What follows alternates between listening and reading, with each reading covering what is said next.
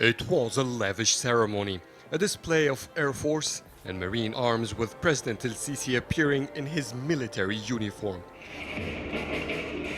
A year on, the celebrations of the new Suez Canal continue. The government gave the day off to its employees, and the Egyptian president revisited the canal to follow up on the construction of the developmental and economic area around it. Today, we are marking great events in Egypt's history. 60 years over the nationalization of the Suez Canal and a year over the inauguration of the new Suez Canal. We are happy that 1 year has passed since this project. It was hard to believe, with all regular calculations, that this project could be accomplished in 1 year. But Egyptians have made it.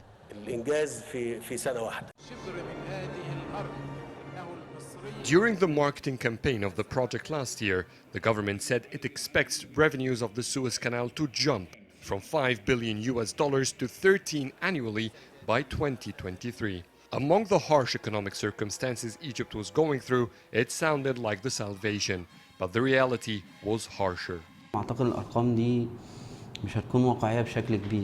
First of all, the revenues projections were not realistic.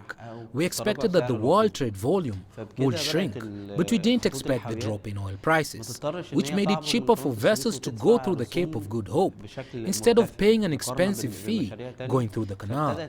We were also surprised that some major exporting countries like China witnessed a sharp decrease in their growth rates. The result, year-to-year annual revenues of the canal in 2015 dropped $290 million than in 2014. Average monthly revenues in 2016 indicate another possible annual drop by the end of the year. Financially, the canal might not be doing well, but experts say there are more dimensions to the project than just the medium-term revenues. There was a rise in competition with the expansion of the Panama Canal and the recent usage of the North Pole marine route from China to Western Europe. Politically, it was important that Egyptians will get united around a national project that can be accomplished quickly. So the expansion of the Suez Canal gave Egypt a strategic advantage which the country needed at that time. These strategic benefits, however, came at a hefty price. Almost $8 billion the cost of the project, plummeting down the foreign currency reserves. The dollar sells against the Egyptian pound 40% higher in the black market than the official rates. And Egypt is currently negotiating $11 billion in loans from the IMF, the World Bank and other countries as the crisis grows. So was it really worth it? That's still an ongoing debate here in Egypt.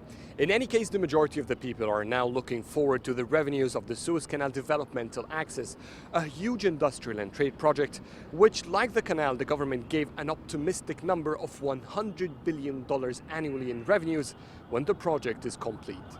Adel El Mahrouky, CCTV, Cairo.